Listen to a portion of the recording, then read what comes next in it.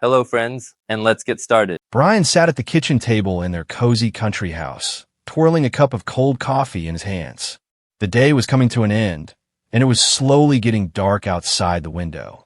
His wife, Lauren, had just come out of the bathroom, wrapped in a soft robe, and with a conspiratorial look she approached him, sat down in the chair opposite, and placed her palm over his hand. Brian flinched slightly. He could feel the tension that had been emanating from her for days now, and suspected she was up to something. But he couldn't imagine how unconventional her request would turn out to be. "I have an idea," Lauren began softly, running her fingers over his. "I know it might sound crazy, but I think we need something new, something to get us out of our usual routine." In recent months, Brian had really noticed that their family life had become monotonous. He tried to keep the romance alive with occasional flowers and themed dinners, but it didn't seem to be enough for his wife. She craved something special. However, he didn't expect that it would be a private club for adults, where, according to rumors, only married couples are allowed, but they allow themselves experiments. "You want us to go there? Do you?" Brian asked, furrowing his eyebrows. He set the cup aside and looked at Lauren. "But you do realize that there are people, well, not just dancing, right?" "I do."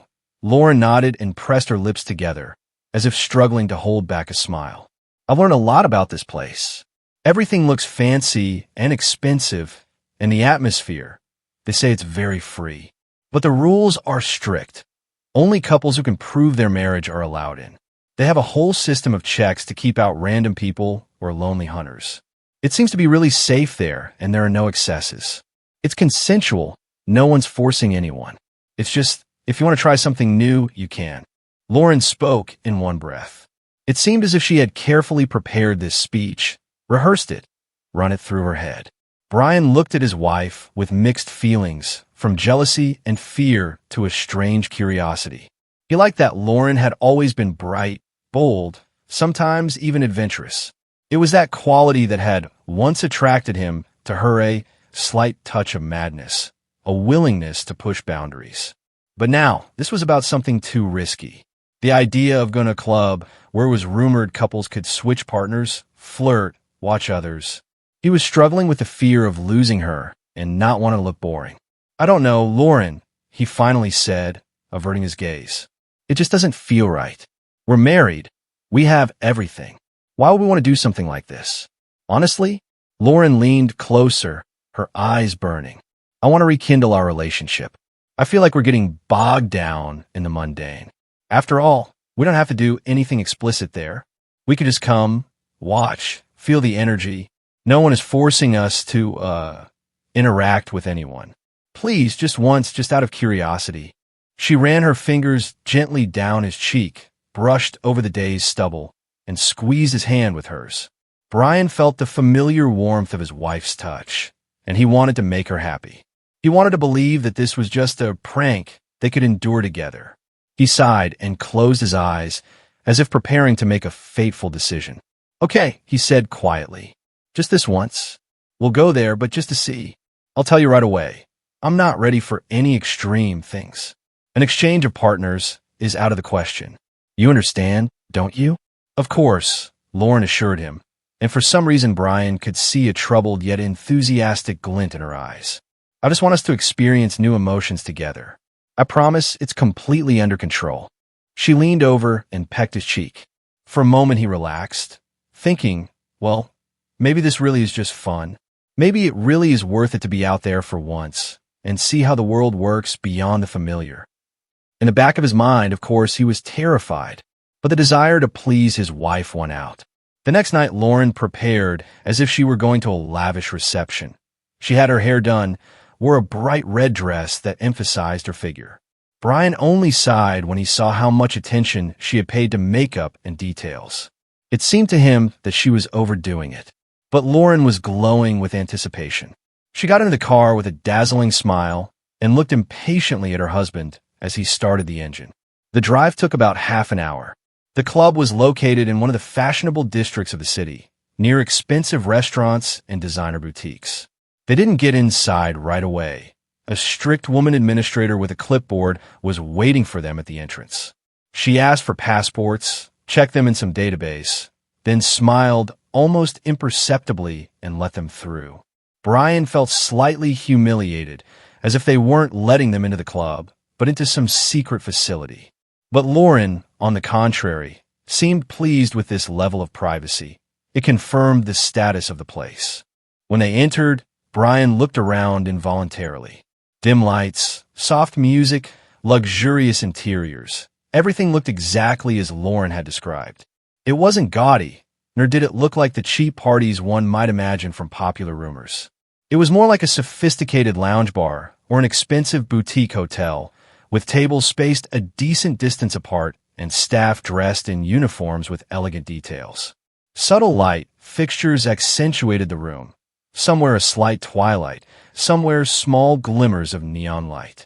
And yet Brian felt something special in the air, some hidden vibration, electrified.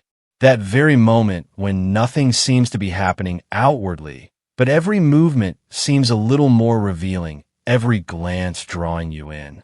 The women in this club were in seductive outfits, the men in expensive suits. Everyone looked at each other with interest, but not in the forehead, but as if furtively from under half-lidded eyelids. If you took a quick glance around the room, you would not notice anything objectionable. But if he held his gaze longer, he could see a little more. Brian found it both fascinating and frightening. Lauren, holding his hand, whispered, "You see it's beautiful here, don't you? It doesn't look like a hot spot, does it?" Brian only nodded uncertainly in response. He was too tense to feel other people's eyes on him, and the thought was pounding in his head. "We're here for nothing. We should have said no." But Lauren pulled herself up on her toes, kissed him on the cheek, and headed toward the bar with a smile, pulling him with her. He followed, noting to himself how easily she fit into this environment.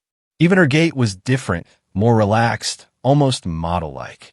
Ordering a light cocktail for herself and a whiskey on the rocks for Brian, Lauren looked around the room as if searching for familiar faces.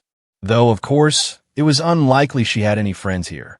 She just wanted more of an experience.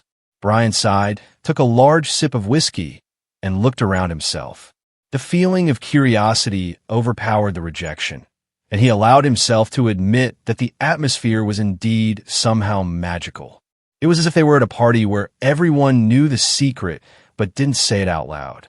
It hadn't been more than an hour since they had arrived, but it seemed as if they had been immersed in this atmosphere for ages. The club gradually filled with people, and at some point the bar was filled with the quiet hum of conversations, soft laughter, and occasional sobs of music coming from the main room.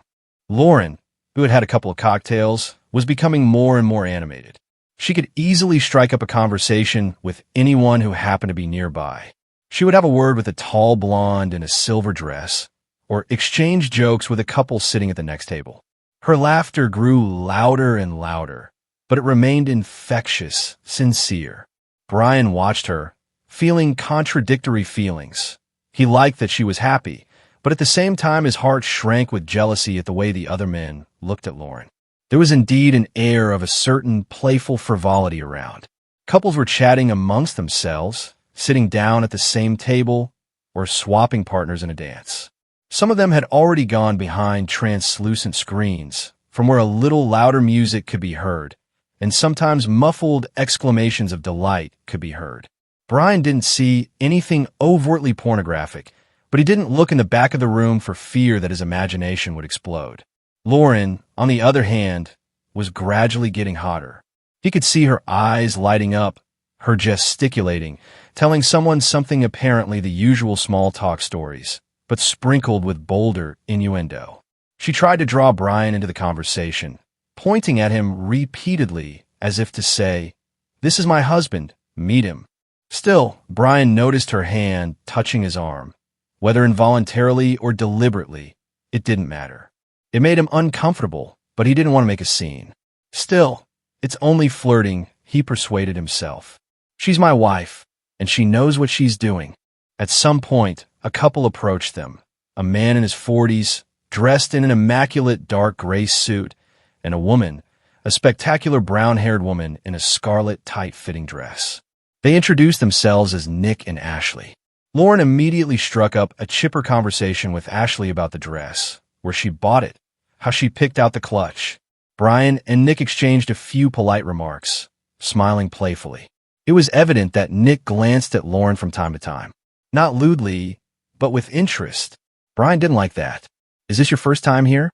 Nick asked, looking into Brian's eyes. "Yes," he answered briefly. "And you?" "It's not the first time we've been here. The atmosphere, helps us relax, makes us feel young and playful." He seemed to be speaking sincerely, and Brian suddenly felt his own confidence begin to falter. Did he have the right to judge?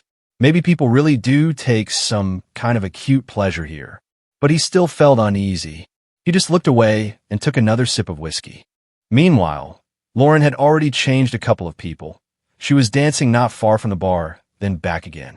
Brian tried to stay close, and she didn't seem to be trying to hide from him either. But during one of the dances, she suddenly acted more relaxed, pressing her hips a little tighter against her partner. It may have looked insignificant from the outside, but it cut Brian to the heart. He wanted to pretend he hadn't noticed, but he couldn't help himself. "Lauren, maybe that's enough of that for now," he muttered when she returned with a slight blush on her cheeks. "What that?" she asked defiantly, taking another drink. "You don't like it, do you? I can see you're tense, but we came here for a reason. I need a little freedom to see what it's like to be maybe a little looser than normal." There was a reproach in her voice that Brian had feared, as if he were a brake, a constraint, preventing her from opening up. He closed his eyes, exhaled, and, trying to keep his voice steady, replied, "Okay, I understand. But let's try to stay together, shall we? I thought we said we weren't going to split up." "Of course," Lauren smiled again, putting her hand on his shoulder. "That's the most important thing. We came as a couple, and we'll leave as a couple. I promise, love." Soon the music grew louder, with an ornate rhythm, as if the club had taken the party to the next level. Lauren grabbed Brian's hand and pulled him to dance. The two of them moved together at first, and Brian tried to distract himself, to concentrate on her body, on her scent. He really loved his wife, and in that moment he wanted to just forget about everything. But there were other couples milling around, and Brian noticed that some men were coming up to Lauren, trying to weave themselves into their dance, to catch her eye. She played into the return glances, but didn't stray far from Brian. Everything seemed semi-safe until Lauren stopped on one of the men, a swarthy brown-haired man with his shirt unbuttoned to mid-chest. He held out his hand to her, and Lauren stared at Brian for a moment, as if to ask, "May I?" Even though her eyes already read the desire to take the risk. Brian nodded. One dance, nothing more. He was uncomfortable, but maybe it was better than fighting right here. He stepped back to the bar to get some water and decided to at least take these couple minutes to give her a chance to feel free. He drank the water, watching Lauren twirl to the music with this new partner. It all seemed really ingenuous, just people here to have fun. But his inner voice was screaming, "Stop it! Take her away! This isn't normal." Still, he held back, trying to convince himself that it was just an innocent prank. Soon Lauren was back, laughing, excited, bright. A blush played on her cheeks, her lips slightly damp from the cocktail, her eyes sparkling. Brian felt a pang of jealousy, seeing how turned on she was by it all. But now she was back by his side, and he figured it was all over. Lauren, however, was already warmed up by this club atmosphere. She turned to him, brought her lips close to his ear, and asked in a half-whisper, "Let's try something real? I'm not talking about cheating right here, no. I mean, let me have a little more a walk. You've seen how hot this stuff can get, right?" Her voice was low, husky, and Brian knew she was a little drunk herself from the cocktails, the music, the looks. But hearing those words almost made him choke. "Lauren, stop. We came to see, but..." "What do you mean, walk around?" "Well..." She bowed her head slightly, licked her lips, like dancing with someone other than me. "They have it here. You can change partners. You can try something new without going beyond the bounds of propriety. Just dance with some nice girl. I'm sure there are many who don't mind. And I can dance with men too." "You've already danced," he reminded me grudgingly. "Look, I don't really like it, but I want you to feel that freedom too. Otherwise, what's the point?" Lauren ran her palm over his chest. "Come on, please. It's just a dance, and then we'll be together. I promise, nothing will go out of bounds." Brian closed his eyes and sighed. He didn't want to fight, didn't want to look boring. How about one dance? He thought. Okay, at least I'll pretend to support her. After all, the people around did seem friendly. No one was throwing themselves at them. It felt like everyone had already learned to respect other people's boundaries. All right, agreed. Okay, one dance. But I'm coming back to you afterward, he warned. Of course. Lauren hugged him, leaned over, and kissed him on the lips. You're the best. I knew you'd understand. So Brian reluctantly agreed to dance with a woman Lauren introduced to him just a minute later, some red-haired lady, very attractive in appearance, with a full-on smile. He took her shyly by the waist, moving awkwardly to the rhythm of the music. His heart was pounding like crazy. He felt like a fraud, though he had done nothing wrong. Just dancing. When the music changed to a slower one and the red-haired lady hugged him a little tighter, Brian felt sweat beading on his forehead. He graciously apologized and said he needed to find his wife. She nodded without offense, continued to smile, and strode off at an easy gait to another dancer. Brian held his breath for a second, looked around, but didn't see Lauren at the bar. He took another sip of whiskey and decided to look for her on the dance floor. But the dance floor was full, and Lauren wasn't visible, though her red dress was hard to miss. Brian's heart shook. Probably dancing somewhere in the center. I'll go look for it. As Brian stepped onto the dance floor, the loud music made his ears tingle. Dry ice streamed across the floor, multicolored spotlights picked out one couple and another. Some were moving smoothly and closely, others, on the contrary, were going all out. Brian began to move through the maelstrom of bodies, trying not to look panicked, but anxiety was beginning to rise inside. He hadn't seen Lauren. He tried to ask one man he squeezed past about it. Excuse me, have you seen a girl in a red dress? The man shook his head and continued dancing. Brian walked farther back, trying to get a glimpse of his wife in the back of the room, where there were soft couches and translucent curtains that seemed to hide private areas. He realized he didn't want to look in there, but there was no choice. If she's in there, he thought, it's unlikely she's just sitting there talking. His heart was pounding, and for a moment Brian felt nauseous. He was afraid of what he might see. He turned abruptly and walked toward the bartender, who was now busy talking to a couple of customers. The man glimpsed Brian, raising an eyebrow in mute question. Listen, Brian began, trying to speak louder than the music. Have you seen my wife? Blonde, red dress, short. We went in together. Oh yeah, the bartender said, hesitating. She left with some guy. I saw them make their way to the private rooms. Then I think they went on. Honestly, I didn't pay attention. They came out. Did you see them? I think so. Through the back door, I think. You know, where the staff sometimes show up. That was about 10 minutes ago. I was just here taking orders, and I noticed her red dress.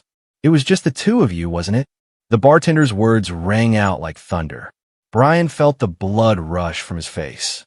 He grabbed the bar to keep from falling. Yeah. The two of us, he said in a low voice.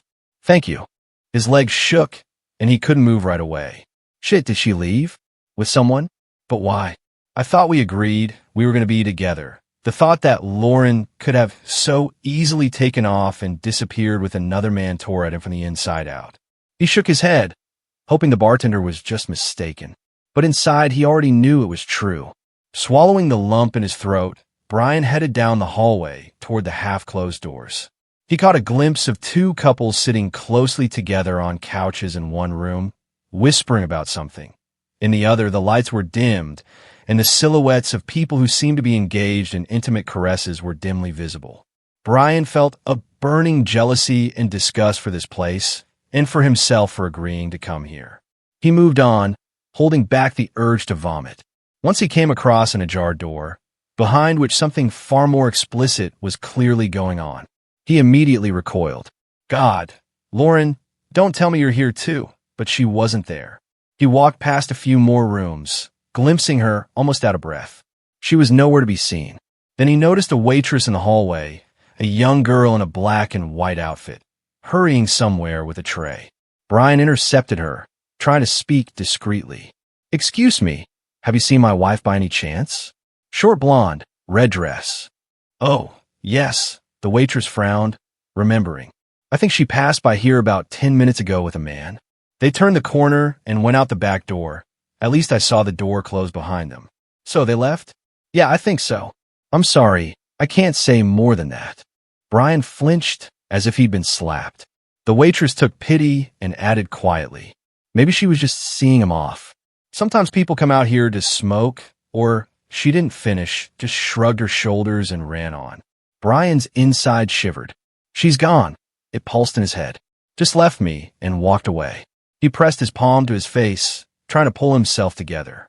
He struggled to make himself walk to the back door, which was an inconspicuous door. Turned the knob, stepped out. There was a narrow hallway leading to a service exit, then a small employee parking lot. No one.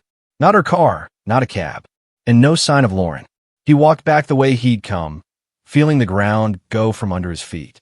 The thought, what the hell, was bouncing around in his head like a ball into a wall. How could she do this? Always saying she loved him, that she valued their marriage, that everything was under control. And now, it had all come crashing down with a bang. He thought it was some kind of idiotic prank or mistake. But all the facts pointed to the contrary. Brian, almost unable to see the road in front of him, made his way to the main hall exit, then out the front doors. It was cool outside, the fresh breeze cooling his heated face. The air smelled of fall leaves and nighttime humidity. But Brian didn't feel relieved. He found himself in the club's parking lot, where there were expensive cars, cabs, and the occasional person coming out for a smoke. He immediately reached into his pocket for his cell phone. His hand was shaking with anger and shock. Quickly, he dialed Lauren's number. The signal went off. One beep, 234, no answer. Time after time, he listened as the handset rang for a long time before going to voicemail. Maybe she's got the sound off. Maybe her battery is dead. But Brian clearly realized that she could answer if she wanted to. After all, they had been at the same club just 15 or 20 minutes ago. He dialed her again, and again there was silence. This time he left a voicemail, though he wasn't sure she'd hear it.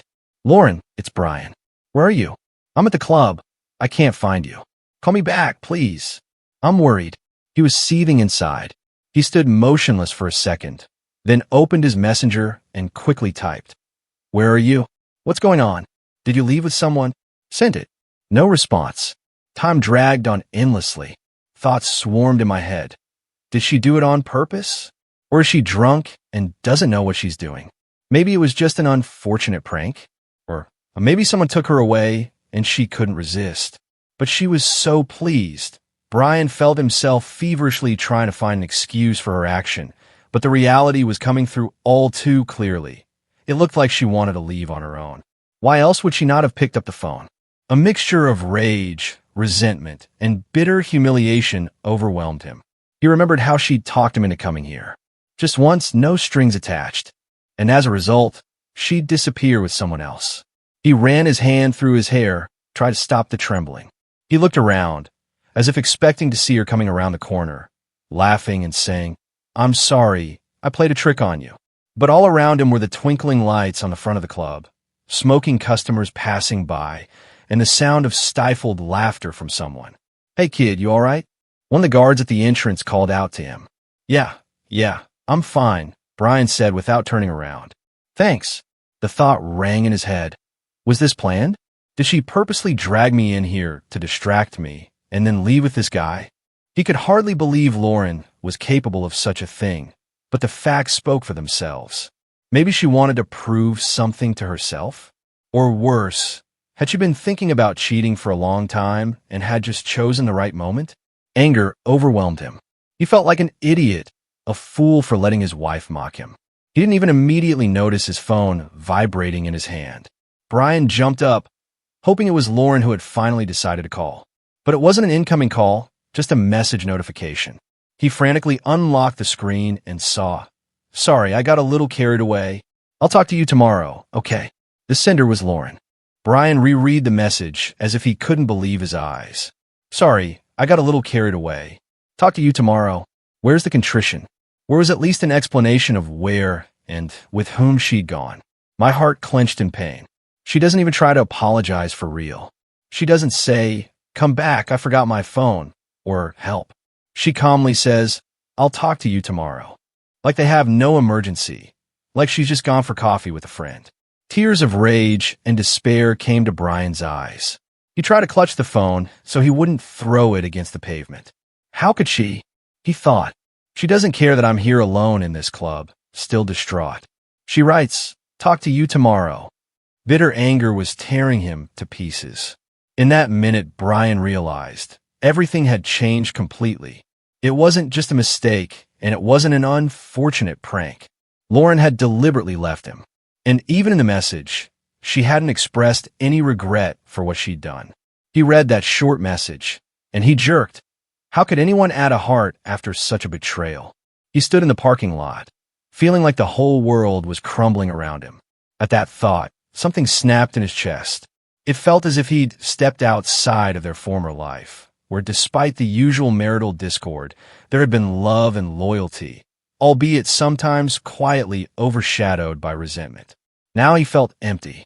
"It's over," Brian said aloud, his voice almost inaudible over the music blaring from the open doors of the club. The words sounded scary, but also liberating. Determination flared in him. He wouldn't deal, beg, forgive, scandalize. He didn't want to discuss anything more with her. What was the point? A man who truly valued a relationship wouldn't do that. "I hope she'll be happy with whoever she left with," he thought with a bitter chuckle. The anger and hurt became so intense that he almost choked. He opened his contact list, selected Lauren's number, and pressed block. Part of his mind was screaming, "Don't do this. You're married. You live together. You have plans in common." But another, stronger part was saying, "She betrayed you. You can't communicate adequately now, and anything she says tomorrow won't change what she did today." He pressed lock confirmation. His hands were still shaking when he caught a cab outside the club. The driver apparently picked up visitors to the place all the time, because he asked with a smirk, "Leaving alone?" To which Brian didn't have an answer, just gave the address of the house. The interior of the cabin was warm and quiet. Brian put his head down and closed his eyes, trying to collect his thoughts. Adrenaline was still rushing through his blood, and images of the evening flashed before his eyes. Lauren flirting, dancing, walking away behind other people's shoulders. The car moved smoothly, pulling out of the parking lot and onto the night road. The lights of street lamps flickered outside the window. Brian's gaze was blank, staring into the darkness. He didn't feel like breathing, talking, or thinking. The world around him had become unreal. It was as if he were a spectator in someone else's life, looking from the outside at this poor man who had just been betrayed. "Friend, are you all right?" the driver asked, glancing in the mirror. Yeah, I'm fine," Brian replied in a lifeless voice. He wasn't going to tell his story to the first person he met. What was there to tell? The pain was too fresh to talk about anything. About a quarter of an hour later, the cab pulled up in front of the house. Brian got out, paid without saying a word, and walked heavily down the path to the front door. As soon as he stepped inside, the familiar smells of their lives wafted over him.